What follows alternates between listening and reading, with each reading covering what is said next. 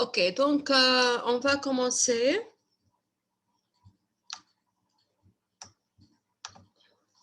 La dernière fois, on est arrivé au mouvement de segmentation au niveau de l'intestin grêle. Comme on a déjà dit, au niveau de l'intestin grêle, il y a deux types de motilité. On a tout d'abord les mouvements de segmentation, puis des mouvements péristaltiques. On va commencer avec les mouvements de segmentation. Dans les mouvements de segmentation, l'intestin grêle, donc, il va faire des contractions et des relâchements.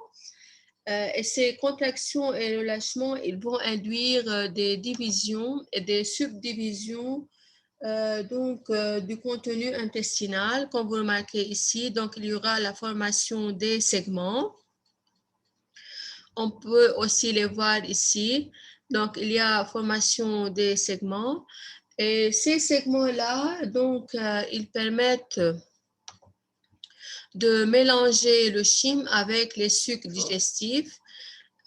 Et comme ça, il y aura donc plus de contact entre la muqueuse et le suc gastrique. Donc, dans chaque segment-là, comme vous remarquez ici, il y aura donc la digestion chimique et l'absorption. Après qu'il y aura la digestion chimique, il y aura à la fin donc l'absorption des aliments, des acides aminés, de glucose, des lipides, et ainsi de suite.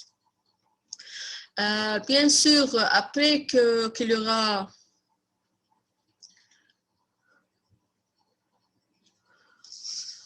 donc, مثل ما قلنا فإذا ces mouvements, ils permettent de mélanger les aliments avec les sucs digestifs et il y aura donc aussi l'absorption. Après qu'il y aura donc les mouvements de segmentation, il y aura ensuite des mouvements péristaltiques. Ces mouvements péristaltiques, ils vont déplacer donc le contenu intestinal lentement et régulièrement à la valve iléocécale pour qu'il passe ensuite donc dans le gros intestin. Au total, tous les aliments, ils vont rester de 3 à 5 heures dans le grêle. On a besoin à peu près de 3 jusqu'à 5 heures pour que cette digestion chimique et mécanique finira dans l'intestin grêle. Bien sûr, maintenant, après ces mouvements de segmentation, les aliments ils vont être déplacés par un mouvement péristaltique vers le gros intestin. Maintenant, dans le gros intestin, tout d'abord, on va voir un aperçu rapidement sur l'anatomie du gros intestin. Comme vous savez, le gros intestin il est formé en général de 4 segments. On a bien sûr tout d'abord le côlon ascendant, transverse, descendant, le sigmoïde et on finira avec le rectum. Le gros intestin, il constitue la partie terminale, comme vous savez, du tube digestif. Il comprend, comme on a déjà vu, 4 segments. Les principales fonctions donc du gros intestin, c'est de finir l'absorption. Ici, surtout, on va voir l'absorption de l'eau et des sels minéraux. Il y a la production de certaines vitamines, il y a la formation des fesses et bien sûr, à la fin, il y a l'expulsion des sels en dehors du corps. On va voir tout d'abord quels sont les processus digestifs qui se déroulent dans le gros intestin. Donc, dans le gros intestin, il y aura encore certaines polysaccharides et surtout les fibres dans ce cas-là qui ne sont pas digérées par l'intestin grêle. Ils seront donc partiellement digérés par les bactéries qui se trouvent dans le gros intestin. Et ces polysaccharides, elles seront transformées en acides gras où ils seront diffusés par diffusion passive vers donc la muqueuse intestinale et ils seront absorbés par la muqueuse intestinale du gros intestin. Donc, c'est, comme on a déjà dit, c'est la dégradation surtout des polysaccharides, comme la cellulose. La deuxième chose, c'est donc la sécrétion des vitamines. Aussi, les bactéries qui colonisent donc le gros intestin, ils vont synthétiser des vitamines K et la vitamine B. Et aussi, ces vitamines-là, ils seront absorbées donc aussi au niveau du gros intestin. La dernière chose aussi qui sera produite par les bactéries, c'est la production des gaz intestinaux. Ces gaz intestinaux, on les appelle aussi les flatulences. Ces flatulences-là sont dues bien sûr à la dégradation des polysaccharides non digérés et surtout les haricots. Surtout lorsqu'on mange des haricots, on va produire beaucoup de flatulences. Alors, ces flatulences-là sont formées normalement d'un mélange d'azote. Aussi, on a le dioxyde de carbone, on a des gaz comme le sulfure d'hydrogène et le méthane. Bien sûr, comme vous savez, c'est le sulfure d'hydrogène qui va nous donner cette odeur, cette odeur des flatulences. Et le méthane, c'est le gaz, comme vous savez, le méthane. Comme vous savez, pour faire une petite anecdote, Isabelle Pond, vous savez, les vaches, ils mangent seulement des fibres et des polysaccharides. C'est pour cela qu'ils peuvent produire des flatulences. وفي صور هيك كتير حلوة على الإنترنت فرجوكم إنه lorsque les vaches ils vont produire les flatulences إذا حطينا قديحة bien sûr à leur anus بتشوف إنه بتولع لأنه بصير عندنا فورماسيون دو غاز مثل ما قلنا الميثان بيولع مثل الغاز الموجود عندنا بالبيوت. فإذا هون الميثان يعني هو كمان c'est un gaz inflammable. اوكي فإذا هيدا بالنسبة للبكتيريا الأكتيفيتي des bactéries. Comme on a déjà dit, quand même, بيصير في عنا au niveau du gros intestin, absorption de l'eau qui va rester donc dans les matières non digérées ou bien les aliments non digérés. Quand même, بيصير في عنا l'absorption des minéraux comme le sodium et le chlore et les vitamines qui ont été synthétisées مثل ما قلنا par les bactéries. Bien sûr, après qu'il y aura cette digestion mécanique dans le gros intestin, maintenant, il y aura de nouveau des motilités, bien sûr, donc au niveau du gros intestin. Lorsque donc il y a donc أول شيء بنشوف إنه كان عندنا déplacement هو le péristaltisme.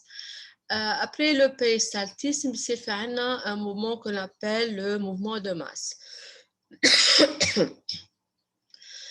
Ce mouvement de masse, il va naître du côlon transverse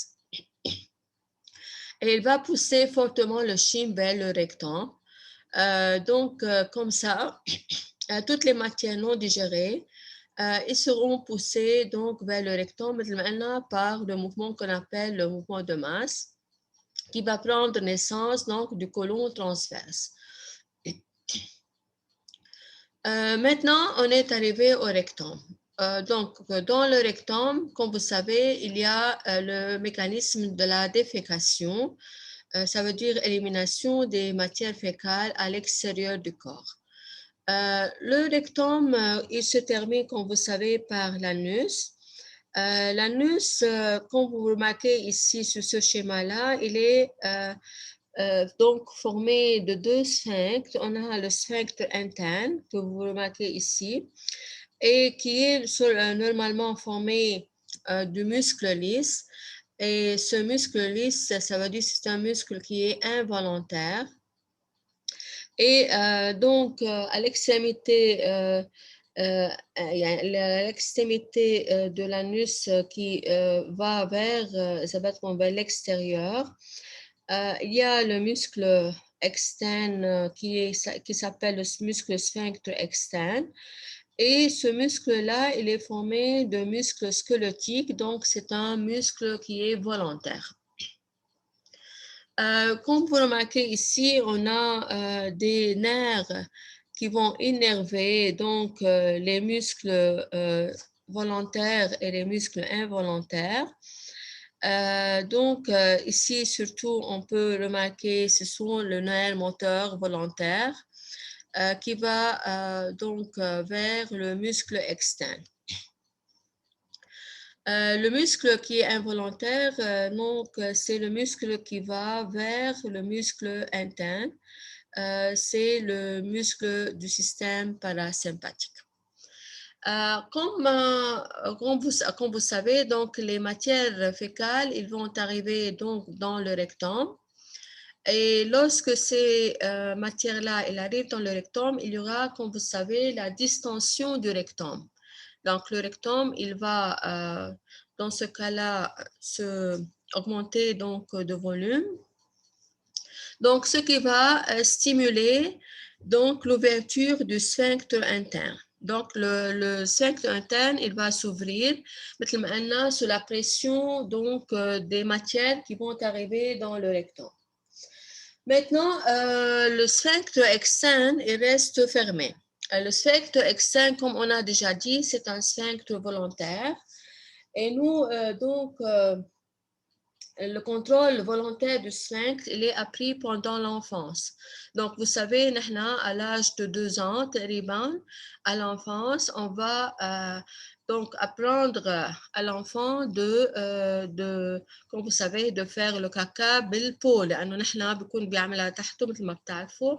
donc نصير نعوده نحطه على البو لحتى dans ce cas-là يتعلم d'ouvrir et de fermer le sphincter externe. فإذا نحن بنعلمه للولد تكون عنده volonté d'ouvrir et ce sphincter-là. فإذا مثل ما قلنا parce que c'est un sphincter volontaire. Et comme ça, l'enfant, il va apprendre à fermer et ouvrir ce sphincter.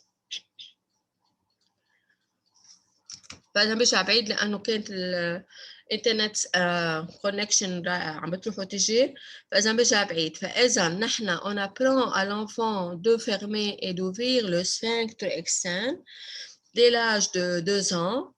Et comme ça, l'enfant, il peut donc apprendre à le fermer et l'ouvrir quand il peut aller à la toilette. يعني نحن, si on n'est pas si une toilette n'est pas disponible à notre côté, on va essayer de fermer ce sphincter-là لحتى نقدر نوصل على حياة la toilette.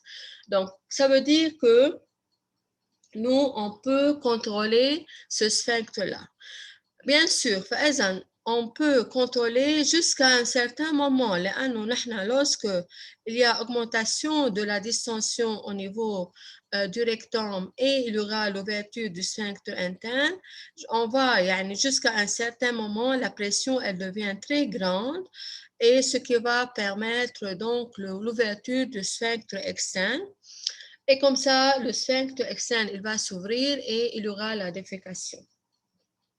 هلا بتعرفوا انه parfois بيصير في عنا chez les personnes âgées il y a la perte de cette volonté. فإذا بس واحد يكبر بالعمر بيصير في عنده relâchement du sphincter externe. فإذا dû au vieillissement إذا بدكم. Parfois بيصير في عنا كمان lorsque il y a l'atteinte de la moelle épinière. Donc, s'il y a quelqu'un fait un accident ou بيصير في عنا paralysie dans ce cas-là, كمان بيصير في عنا ouverture du sphincter externe.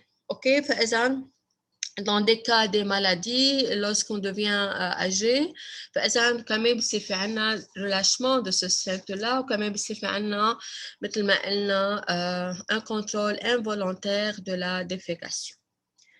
OK, donc comme ça, on a terminé avec la défécation. Il nous reste encore de parler de certaines maladies de l'appareil digestif. On va tout d'abord commencer avec l'ulcère. Comme vous savez, l'ulcère, c'est une lésion normalement des lésions de la paroi de l'estomac et parfois aussi de l'œsophage. Ces érosions-là, ils vont provoquer des perforations de l'estomac, ce qui va donc entraîner une hémorragie massive au niveau de la muqueuse de l'estomac ou bien de l'œsophage. Et on peut voir donc du sang ou bien dans les matières fécales ou parfois aussi il y a des gens qui vont donc أوقات يعني بيبزقوا دم. OK.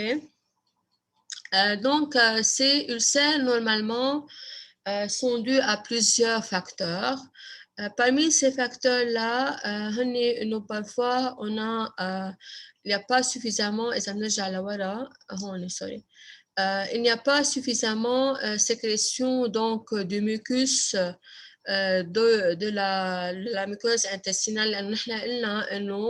Les cellules à mucus, ils vont sécréter le mucus pour protéger donc la muqueuse de l'estomac de l'acidité qui se trouve dans l'estomac.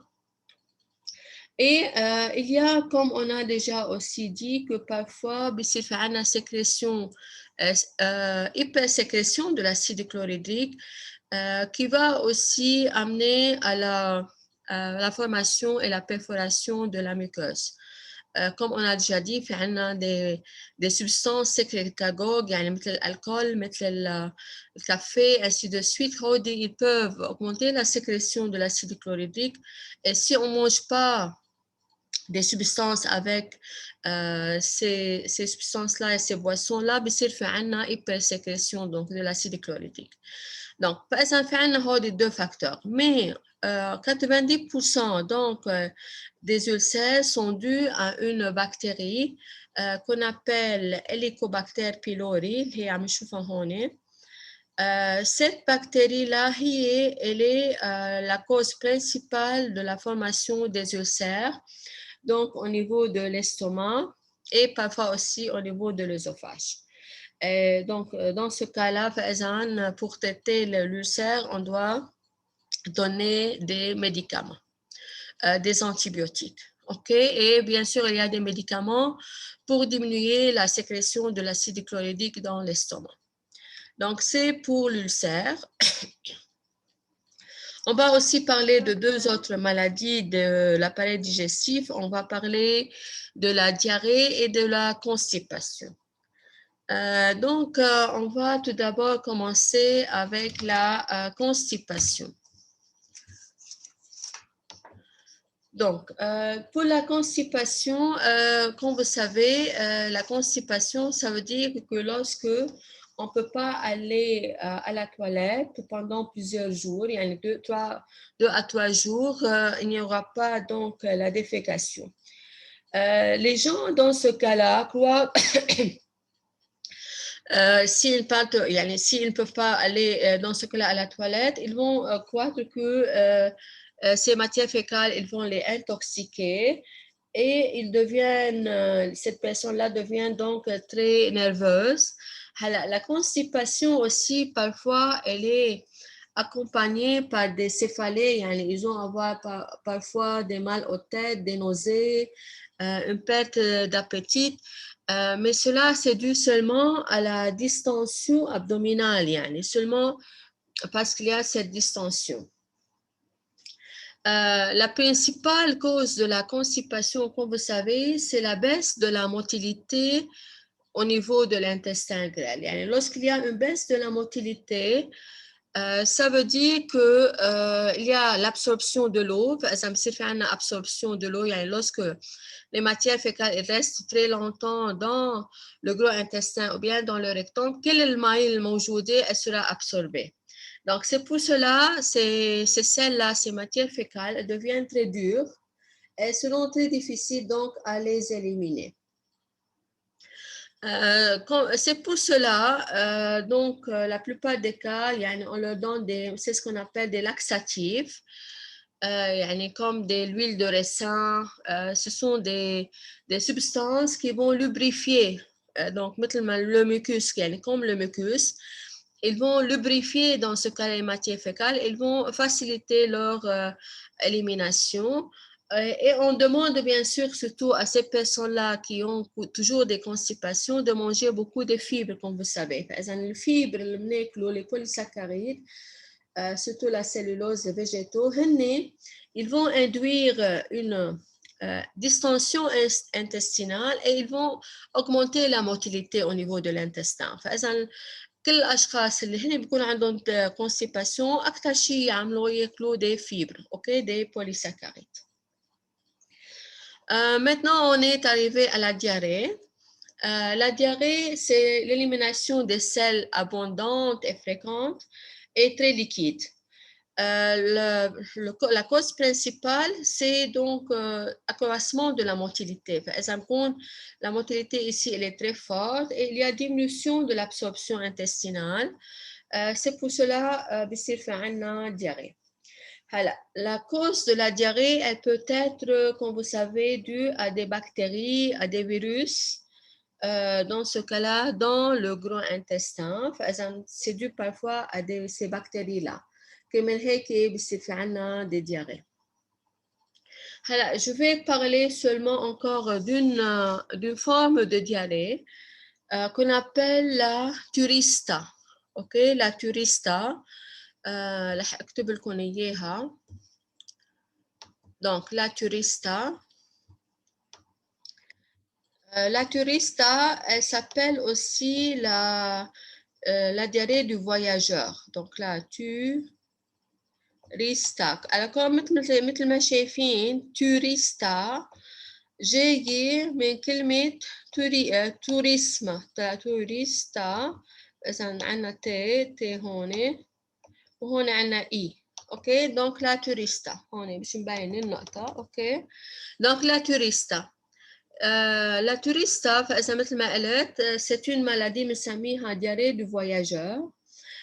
Cette maladie-là, on l'acquit lorsqu'on va partir en voyage. يعني بس نروح نسافر نعمل توريسم بحيالله بلدان غير لبنان.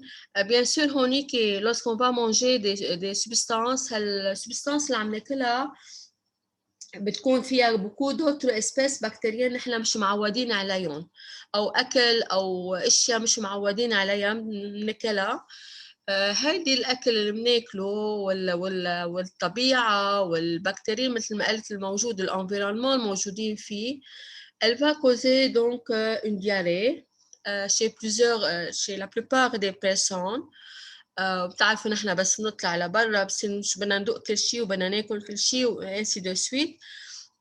Donc c'est pour cela رح يصير في عنا la diarrhée بنسميها diarrhée du voyageur. Ok, donc c'est comme ça. On a fini avec ce chapitre. بس قبل ما أخلص يعني أنهي منه بس بدي أرجع أذكركم des types de motilité qu'on a déjà vu dans ce chapitre-là. نحن شفنا plusieurs types de motilité.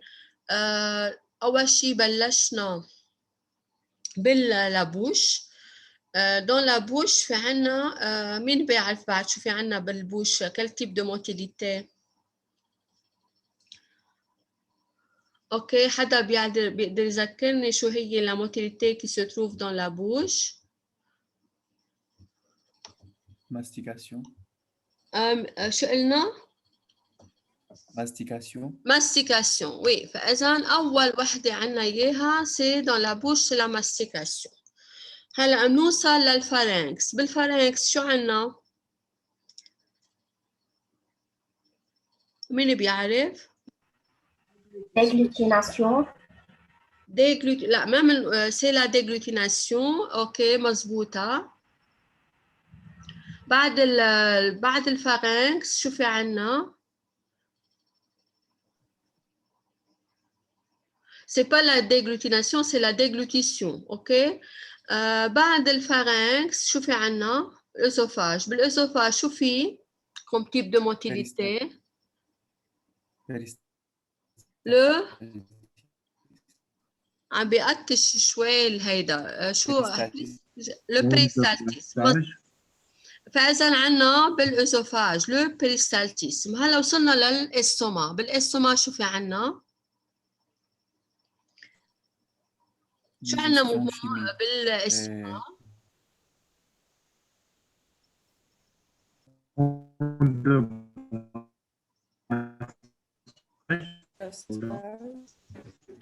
بليز بده يحكي شوي علي صوته لأنه ما كتير عم بسمع وعم بقطش كتير الكونكسيون، يعني كتير خفيفة، ما عم بقدر اسمع مزبوط. فإذا بالاستوماك شو في عنا؟ الانترنت مثل ما شايفين unstable. رح اقولها انا. فاذا بالاستوماك في عنا البيريستالتيس. اوكي، دونك بالاستوماك عنا بس البيريستالتيس. بالانتستين غريل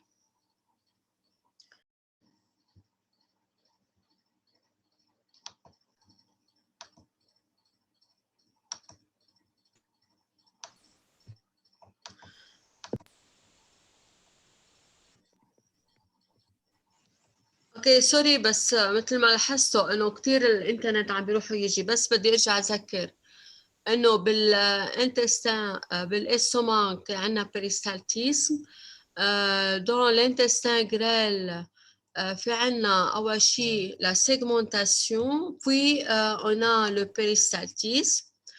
dans le gros intestin في عنا أول شيء ببلش péristaltisme، بعدين عنا mouvement de masse، وà la fin بالanus بالrectum في عنا la défécation. OK، فإذا هو هني les mouvements, les types de motilité qu'on peut trouver dans le tube digestif. OK, فإذا هيك بكون خلصنا هذا الشابيتر. On va donc commencer avec le dernier chapitre. Le هو, comme vous savez, c'est le système urinaire. OK, فإذا رح نبلش بالسيستم urinaire. Docteur, Oui. on ne peut pas dire que dans l'estomac il y a brassage. Oui, mais le brassage, oui, c'est dû à quoi? Le brassage, Okay. c'est dû au mouvement péristaltique. OK? Le brassage, مثل ما شفنا هو, c'est une contraction et relâchement de l'estomac. يعني c'est un mouvement péristaltique. D'accord, merci. OK, d'autres questions على le système digestif قبل ما بلش بالسيستم urinaire? وي دكتور، بس انا كرمال هيدا الشابيتر يعني فينا نرجع نتبع الكتاب لانه انا عندي اياه مش تكست بقى شابيتر 6. أي chapitre? l'urinaire? وي سيستم urinaire. Le système urinaire هلا انتم عندكم اياه comme un texte. اوكي، رح ابعث لكم اياه اليوم. vous allez le voir comme un texte. انا عندي اياهم سلايدات. اوكي، انا عندي اياهم سلايد، بس انتم عندكم اياه دي تكست. دونك انتم رح تدرسوا على التكست هلا. اوكي، وي يعني مثل لانه في اكثر لي بريمير شابيتر comme le premier chapitre, comme le système cardiovasculaire. اوكي. اوكي ميرسي. فإذا هلا رح نبلش le système urinaire. Bien sûr, tout d'abord, on va commencer avec les fonctions du système urinaire. On va parler un peu de l'anatomie du rein, bien sûr la structure du néphron, comment sera formée l'urine. Et on va bien sûr parler de la miction et comment s'effectue la miction, et on va parler de certaines régulations qui peuvent être faites au niveau du rein. رح نحكي بس عن la régulation de l'eau et la régulation du sodium et de potassium. بينما هو bien sûr les reins عندهم d'autres régulations, le bicarbonate ainsi de suite. نحن بس رح نحكي عن الصوديوم والeau والpotassium. Tout d'abord, on va commencer avec les fonctions donc, des reins. Les reins, ils ont plusieurs fonctions. Ils vont maintenir le milieu intérieur, ils vont sécréter des hormones et ils jouent un rôle très important dans le métabolisme. خلينا نشوف شو هن donc هالفونكسيون du système urinaire. Tout d'abord, في عنا la excrétion des déchets. L'excrétion des déchets, on va les voir, c'est surtout l'excrétion des produits de catabolisme par exemple des protéines comme par exemple l'urée. فإذا l'urée c'est dû مثل ما بتعرفوا et l'ammoniac sont produits par la dégradation des protéines et des acides aminés. On a aussi la bilirubine qui provient de la dégradation de l'hémoglobine. On a la créatinine qui vient de la dégradation de la créatine phosphate dans les cellules musculaires. Et on a l'acide urique qui est issu donc de la dégradation des acides nucléiques. Donc, les déchets qui peuvent être éliminés dans l'urine. Le système urinaire, il va, comme on a déjà dit, réguler plusieurs électrolytes et l'eau, parmi lesquels, on va voir le sodium et le potassium. Parce que les reins, ils peuvent réguler les ions bicarbonate, le chlore et le calcium. Donc, les reins, ils ont aussi un rôle de conserver les substances bénéfiques comme l'eau, les électrolytes, le glucose et les acides aminés. Ils seront de nouveau réabsorbés dans le sang. Il y a la régulation de la pression sanguine. Nous avons déjà le système cardiovasculaire. Lorsqu'on a parlé de la rénine et sa rôle sur l'angiotensine et zabatcomysacrine. Il y a la régulation du pH sanguin. Donc, le rein, il va participer à l'équilibre acido-basique, bien sûr, il va réguler les ions bicarbonate ou le H+. Donc, nous ما رح نشوفها بس هو normalement il va réguler ces ions-là, donc il va participer à la régulation du pH. Il y a la production des hormones, parmi lesquelles on a vu l'érythropoïétine. Elle va stimuler la sécrétion ou la fabrication des globules rouges. في عنا كمان la rénine اللي حكينا عنها اللي هي كمان elle est responsable de la formation de l'angiotensine. في عنا aussi élimination des substances étrangères, comme par exemple les médicaments parmi lesquels la pénicilline, elle sera éliminée dans l'urine, ou quand même élimination des toxines. Les reins ont un rôle dans l'activation de la vitamine D et ils ont un rôle dans la gluconéogenèse. Comment la gluconéogenèse. Oui, surtout lorsqu'on fait un jeûne, يعني نحن بس نصوم بس أوقات كتير ما بناكل دو جلوكوز ويكون جسمنا بحاجة لجلوكوز. دونك جسمنا بيكون بحاجة لجلوكوز. فإذا كان ما في أبدا جلوكوز بجسمنا، les reins ils ont un rôle de fabriquer ou bien de synthétiser le glucose grâce à la gluconéogenèse. OK, فإذا كمان مثل ما شايفين les reins ils ont des rôles et des fonctions très importantes pour notre organisme. Bien sûr نحن بنعرف إنه في عنا autre que les reins, d'autres systèmes excréteurs. مثلا في عنا بالpoumon qui vont donc excréter les gaz respiratoires خاصة le CO2. مثلا عنا la peau اللي هي elle va éliminer aussi des sels et des toxines فإذا et le foie quand même مثل ما بتعرفوا هو aussi il a un rôle très important dans la dégradation et des toxines et dans la dégradation des médicaments. OK, فإذا مثل ما شايفين هودي الفونكسيون هني sont très importantes au niveau dans ce cas-là des reins. Avant de commencer فإذا رح بلش maintenant بالاناتومي بس عم شوف انه الوقت تقريبا ما بقى عندي غير دقيقة قبل ما يقطع. Donc après la pause لأنه حتى يصير في الconverting تبع الrecording. Après la pause, donc je continue avec l'anatomie des reins. OK? Donc تقريبا شي 5 minutes. اوكي